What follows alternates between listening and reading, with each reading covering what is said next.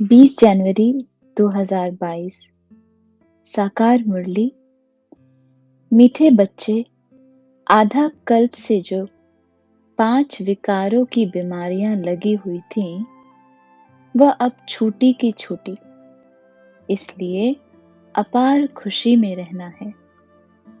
प्रश्न: तुम बच्चों को अब कौन सी एक हॉबी रखनी है? किन बातों से तुम्हारा ताल्लुक नहीं? उत्तर: एक बाप से पूरा वर्षा लेने की हॉबी रखनी है। मनुष्यों को तो अनेक प्रकार की हॉबियां होती हैं। तुम्हें वह सब छोड़ देनी है।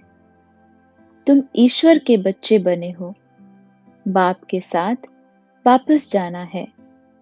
इसलिए इस शरीर से ताल्लुक रखने वाली सब बातों को भूल जाना है। पेट को 2 रोटी खिलानी है और बुद्धि नई दुनिया से लगानी है। गीत: जिसका साथी है भगवान, उसका क्या करेगा आंधी और तूफान। ओम शांति। जो भी अनन्य महावीर अडोल बच्चे हैं, वह समझते हैं कि अनेक प्रकार के मनसा तूफान भी आएंगे और कैलामिटीज, बीमारियां आदि भी आएंगी, क्योंकि अब पिछाड़ी का पॉम्प है। माया खूब झोंके लगाएगी। जो पक्के निश्चय बुद्धि हैं, उन्हों को तो मालूम पड़ता है कि शरीर के हिसाब किताब भी चुकतो होंगे। जब कोई बीमारी छूटने पर होती है तो खुशी होती है। अब हम इस बीमारी से छूटने वाले हैं। तुम जानते हो, बाकी थोड़े रोज हैं। ये 5 विकारों की बीमारी आधा कल्प की लगी हुई है, जिससे मनुष्य अजामिल जैसे पाप आत्मा बन जाते हैं। ऐसी दुनिया अब बाकी थोड़े ही रोज है। यह बीमारियां छूटी की छूटी। दुनिया तो इन बातों को नहीं जानती। वह तो जैसे कि आसुरी बुद्धि है। वे तो हाय हाय करते रहेंगे। तुम यह घटनाएं देखते रहेंगे। तुम्हारा इन बातों से कोई ताल्लुक नहीं। यह कोई नई बात नहीं है। यह तो होना ही है। इसमें डरने की क्या बात है? बाकी थोड़ा समय है। पेट को 2 रोटी खिलानी है। अभी अपने को हॉबी है बाबा से वर्षा लेने की। अनेक प्रकार की हॉबीज होती हैं। यहाँ कोई हॉबी नहीं। शरीर के साथ ताल्लुक रखने वाली बातों को भूल जाना है। हम ईश्वर के बन गए। अब वापस बाबा के पास अथवा साजन के पास जाना है। यह साजन भी बड़ा विचित्र है। विचित्र होने के कारण उनको पूरा याद नहीं कर सकते। यह नई रस्म है ना। आत्मा को परमात्मा को याद करना है। ऐसे तो नहीं, ऐसे तो कभी याद नहीं किया। आधा कल्प से सतयुग में सिर्फ इतना समझते हैं, हम आत्मा है बस, और कोई ज्ञान नहीं। हम आत्मा एक शरीर छोड़ दूसरा लेंगे। यहाँ तो आत्मा को परमात्मा बना दिया है। परमात्मा सर्वव्यापी कह देते हैं। अभी यह पुरानी दुनिया जैसे कि तुम्हारे लिए है नहीं। बुद्धि नई दुनिया से लगी हुई हो। जैसे कोई नया घर बनाता है तो बुद्धि घर से निकल जाती है और नए घर में जुट जाती है। अभी इतने धर्म वाले कॉन्फ्रेंस आदि करते हैं, परंतु एक का भी बुद्धि योग परमात्मा से नहीं है। अभी तुमको सिखलाने वाला बाप मिला है। वही ज्ञानेश्वर और योगेश्वर है। ईश्वर जो अपने साथ योग लगाना सिखलाते हैं। ज्ञानेश्वर माना ईश्वर में ही ज्ञान है। वही ज्ञान और योग सिखा सकते हैं। जिनको पक्का निश्चय है वह तो समझते हैं इस दुनिया में हम थोड़े समय के लिए हैं। हमको तो अब वापस जाना है। जैसे नाटक में एक्टर्स को मालूम पड़ जाता है कि बाकी थोड़ा समय है, फिर हम घर चले जाएंगे। घड़ी को देखते रहते हैं। तुम्हारी है बेहद की घड़ी। तुम जानते हो यह अंतिम जन्म है, तो तुमको तो बड़ी खुशी होनी चाहिए। हमको यह पुराना शरीर छोड़ विश्व का प्रिंस प्रिंसेस बनना है। हमारे मम्मा बाबा भी जाकर प्रिंस प्रिंसेस बनेंगे। बच्चों को भी अच्छी दौड़ी लगाकर विजयमाला में नजदीक नंबर में आना चाहिए। बाबा से कोई पूछे तो बाबा बतला सकते हैं, तुम्हारी चलन ऐसी है, जिससे दिखाई पड़ता है कि तुम बरोबर विजयमाला में नजदीक आ जाएंगे। खुद को भी मालूम पड़ जाता है हम कहाँ तक पास होंगे।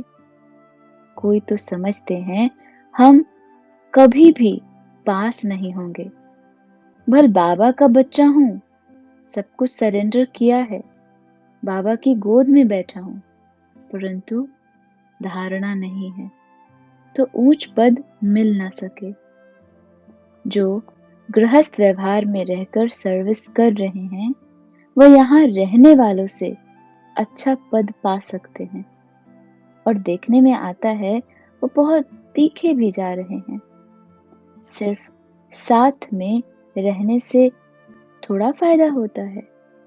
बादल सागर के पास आए, भरे, और फिर यह गए बरसने। मुरली तो सब तरफ जाती रहती है। मुरली सुनकर फिर सुनाते भी हैं। बहुत सर्विस करते हैं। वह अच्छा ऊंच पद पा लेते हैं। मेहनत है। यहाँ मेहनत नहीं होती तो गिर पड़ते हैं। सारा मदार ही पुरुषार्थ पर है। अपनी नब्ज आपे ही देखी जा सकती है। समझ सकते हैं इस पुरुषार्थ से मैं क्या पद पाऊंगा। अब पुरुषार्थ कर ऊंच पद नहीं पाया तो कल्प कल्पांतर ऐसे पद होगा। यह है बेहद का ड्रामा। अपने को अब बेहद की बुद्धि मिली है। ड्रामा के आदि मध्य अंत को जानना बड़ा मजा है, परंतु माया के तूफान ऐसे हैं जो कुछ न कुछ उल्टा करा देते हैं। अच्छे अच्छे बच्चों को माया जीत लेती है। आगे चल वृद्धि भी जास्ती होगी। तुम्हारा नाम बाला होगा। अब दिल्ली में रिलीजियस कॉन्फ्रेंस होती है। कॉन्फ्रेंस में समझाने की बड़ी अच्छी बुद्धि चाहिए। बहुत अच्छी लिखा पढ़ी चलनी चाहिए। हेड्स जो होते हैं उन्हों की पहली छोटी कमेटी होती है, फिर बड़ी कॉन्फ्रेंस बुलाते हैं। पोप आदि का पहले से सब प्रबंध किया जाता है। यह भी कॉन्फ्रेंस में बहुत ख्यालात करते हैं। तो ऐसी कॉन्फ्रेंस में बड़े बुद्धिमान बच्चे चाहिए। जो बड़े बड़े समझदार हैं उनको जाकर समझाना चाहिए। पहले तो यह बात निकालो कि हेड कौन है। अब बाबा भी आया हुआ है। इनको पहले तो किसको भी देवी देवता धर्म का पता ही नहीं था। अभी खुशी होती है कि देवी देवता धर्म का भी हेड है। जो ज्ञान में परिपक्व हुए हैं वह समझते हैं। अभी हम इन्हों से पूछ सकते हैं कि बताओ सब धर्मों में ऊंच धर्म कौन सा है। उनको ही हेड बनाना चाहिए। तुम बीके हो, सबसे हेड। तुम जगत माताएं हो। मर्तबा भी माताओं का है।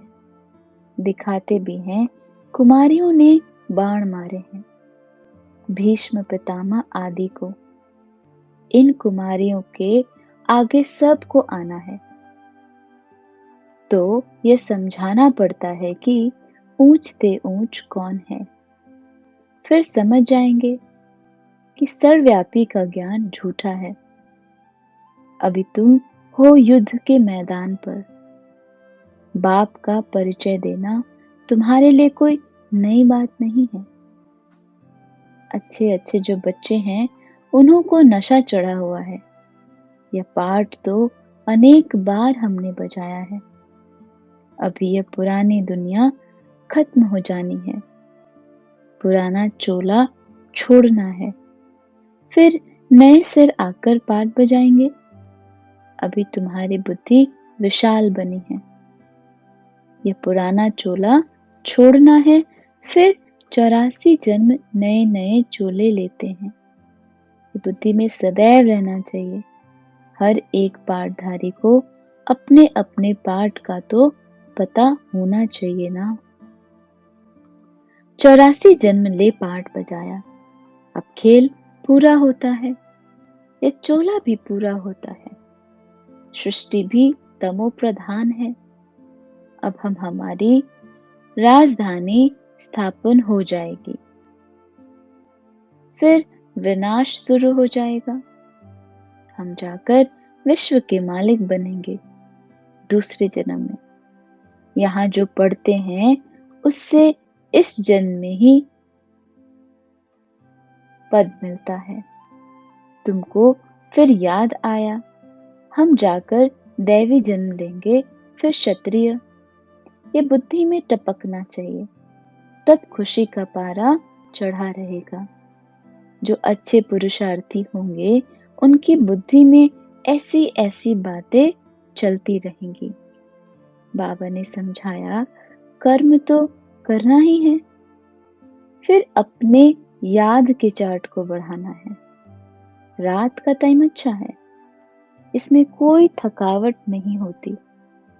सारा समय उस अवस्था में नहीं रह सकते। फिर तूफान आते हैं तो थका भी देते हैं। न चाहते भी तूफान आ जाते हैं। वह थकावट करेंगे, बाकी बाप को याद करते रहेंगे। टॉपिक आदि निकालते रहेंगे तो उसमें माथा और ही भरपूर हो जाएगा। यह बाबा का अनुभव है। तूफान तो बहुत आएंगे। जितना रुस्तम बनेंगे माया, उतना रुस्तम बन पछाड़ेगी। यह एक लॉ है। बाप कहते हैं माया बड़ी बलवान है, क्योंकि उनका राज्य अभी जाना है, तो खूब तूफान मचाएगी। उनसे डरना नहीं है। शरीर को कुछ होता है वह भी कर्म भोग है, इसमें घुटका नहीं खाना। पिछाड़ी का शरीर है ना। बाकी थोड़ा समय है, ऐसे करते खुशी में रहते हैं। ड्रामा में इस समय तुम सबसे जास्ती मर्तबे वाले हो, क्योंकि परमपिता परमात्मा की गोद ली है। तुम्हारे में भी जो अच्छे पुरुषार्थी हैं, उन्हों जैसे सौभाग्यशाली और कोई नहीं। यह ईश्वरीय सुख बहुत ऊंच है। तुम समझा सकते हो, भारत ही स्वर्ग था। अविनाशी खंड है और कोई धर्म नहीं था। वे तो बाद में आए हैं। सूर्यवंशी राजधानी पास्ट हुई तो फिर चंद्रवंशी राजधानी हुई। उनकी हिस्ट्री ज्योग्राफी का किसको पता ही नहीं। अभी तुम्हें पता पड़ा है। वहां थोड़ी कोई भी जानते हैं कि सतयुग के बाद त्रेता होता है, तो 2 कला कम होने के कारण से सुख कम हो जाते हैं। यह ज्ञान सतयुग में हो तो अंदर में ही गुटखा खाते रहेंगे। दिल खाएगी कि क्या हम फिर उतरेंगे? राजाई ही अच्छी नहीं लगेगी। यहाँ भी कोई कोई कहते हैं हम स्वर्ग के मालिक बनेंगे, फिर नीचे उतरना पड़ेगा। परंतु वहां फिर भी राजाई मिलने की खुशी है। अभी तुमको बाबा त्रिकालदर्शी बना रहे हैं। लक्ष्मी नारायण जो स्वर्ग के मालिक हैं, वे भी त्रिकालदर्शी नहीं हैं। संगम पर ही बाप आकर तीसरा नेत्र ज्ञान का दे त्रिकालदर्शी बनाते हैं। देवताओं को ये सब अलंकार क्यों देते हैं? क्योंकि वो फाइनल में है। ब्राह्मण तो गिरते और चढ़ते रहते हैं। उन्हों को अलंकार कैसे दे? शोभते ही नहीं। ड्रामा में कितना वंडरफुल राज है। स्वदर्शन चक्रधारी ब्राह्मण ही हैं। इस ज्ञान से ही तुम देवता बनते हो। इस समय तुम स्वदर्शन चक्रधारी त्रिनेत्री त्रिकालदर्शी हो। ये तुम्हारा टाइटल है। ये सब बातें समझने और समझाने की हैं। पहले पहले बाप का परिचय देना है कि परम पिता परमात्मा से आपका क्या संबंध है। उनका नाम ही है गॉड फादर। ऐसे थोड़ी कहेंगे कि गॉड फादर सर्वव्यापी है। वह तो बाप है ना। हम लिखते ही हैं परम पिता परमात्मा। बाबा कहते हैं तो जरूर पिता ठहरा। बाप सर्वव्यापी कैसे होगा? बाप से तो वर्षा मिलता है ना। बाप तो रचयिता है नई दुनिया का। इन लक्ष्मी नारायण को रचयिता नहीं कहेंगे। इन लक्ष्मी नारायण को नई दुनिया का वर्षा मिला हुआ है। वहां देवताओं को तीसरे नेत्र की दरकार नहीं रहती। तीसरा नेत्र जरूर ब्रह्मा द्वारा ही देंगे। त्रिमूर्ति का अर्थ भी बाबा ने कितना अच्छा समझाया है। समझाने की बड़ी रौनक चाहिए। तो जो अच्छा उस्ताद होगा, उनको समझाने की प्रैक्टिस होगी। दिन प्रतिदिन किसको समझाना बहुत सहज होता जाएगा। परम पिता परमात्मा आपका क्या लगता है? कहेंगे बाप लगता है। बाप है नई दुनिया का रचयिता। सतयुग में देवी देवताओं का राज्य था। जरूर उन्हों की प्रॉपर्टी मिली होगी परमपिता परमात्मा से। राजयोग सीख राजाई पाते हैं। हम सब हैं बीके। कोई को भी समझाओ, अच्छा तुम कहते हो प्रजापिता ब्रह्मा तो तुम्हारा पिता हुआ ना। वह शिव भी तुम्हारा पिता है। तो बाबा कहते हैं तुम भी ब्रह्मा कुमार कुमारी हुए। हम दादे से वर्षा ले रहे हैं, तुम नहीं ले रहे हो। आकर समझो, पुरुषार्थ करो तो तुमको भी मिल जाएगा। प्रजापिता ब्रह्मा और जगदम्बा को दो मुख्य हैं। वर्षा मिलता है लक्ष्मी नारायण पद। तो बच्चों को बहुत प्रकार से समझाते हैं। बड़ी बड़ी कॉन्फ्रेंसेस में तुम बच्चे जाओ, तब नाम वाला हो। हमारी बात ही ज्ञान की है, दूसरे सब की बातें हैं भक्ति की। ज्ञान से हमको अथॉरिटी है कोई से पूछने की, परंतु समझने वाले भी कोई झट समझते नहीं। बखेरे बहुत करते हैं। समझ जाए तो सारी आबरू ही चट हो जाए। लिखा हुआ है कुमारियों ने भीष्म पितामह को जीता। यह होना है।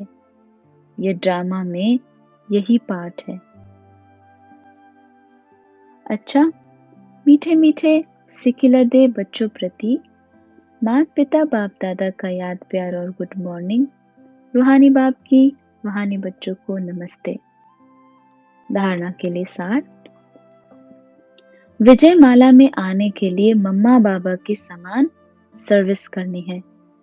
मुरली धारण कर फिर सुनानी है। चलन बड़ी रॉयल रखनी है। दूसरा, अपनी विशाल बुद्धि से इस बेहद ड्रामा को जान अपार खुशी में रहना है। तूफानों से डरना नहीं है। ज्ञान मंथन से बुद्धि को भरपूर रखना है। वरदान, विपरीत भावनाओं को समाप्त कर अव्यक्त स्थिति का अनुभव करने वाले सद्भावना संपन्न भव। विस्तार, जीवन में उड़ती कला व गिरती कला का आधार दो बातें हैं, भावना और भाव। सर्व के प्रति कल्याण की भावना, स्नेह सहयोग की भावना, हिम्मत उल्लास बढ़ाने की भावना, आत्मिक स्वरूप की भावना व अपनेपन की भावना ही सद्भावना है। ऐसी भावना वाले ही अव्यक्त स्थिति में स्थित हो सकते हैं। अगर इनके विपरीत भावना है तो व्यक्त भाव अपनी तरफ आकर्षित करता है। किसी भी विघ्न का मूल कारण यह विपरीत भावनाएं ही हैं। स्लोगन, सर्वशक्तिवान बाप जिसके साथ है, माया उसके सामने पेपर टाइगर है। लवलीन स्थिति का अनुभव करो। जिससे प्यार होता है उसको जो अच्छा लगता है वही किया जाता है। तो बाप को बच्चों का अपसेट होना अच्छा नहीं लगता। इसलिए कभी भी यह नहीं कहो कि क्या करें, बात ही ऐसी थी, इसलिए अपसेट हो गए। अगर बात अपसेट की आती भी है तो आप अपनी स्थिति अपसेट नहीं करना। ओम शांति।